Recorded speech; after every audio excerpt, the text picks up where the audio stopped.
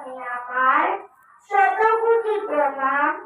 পরম পূজ্যপাদ শ্রী শ্রী আচার্যদেবের চরণে আমার শতকোটি প্রণাম এবং দাদা ও মায়েদেরকে জানাই আন্তরিক জয়গুরু।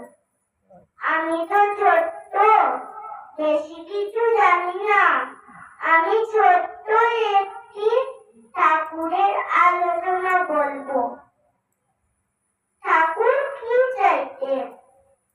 তিনি চাইতেন একটা মানুষও যেন তার জীবনে বর্তমান পথ থেকে বিচলিত না হয়, কোথাও যেন জীবনের কাকচক্রে হারিয়ে না যান।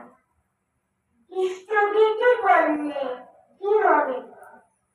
জীবনের প্রকৃত কারণ অন্বেষণ করতে শিখে যায়। যেমন দর্পণ থেকে একটু পিছনে সরে আসলে নিজের স্বরূপটা প্রত্যক্ষ হয়। ইষ্টভীতিও ঠিক তাই। আমাদের দীক্ষাকে বাঁচিয়ে রাখবার জন্য ঠাকুর এই পথ বলে গেছেন। আমি এখানেই আলোচনা শেষ করছি। ভুল ত্রুটি হলে ক্ষমা করবেন।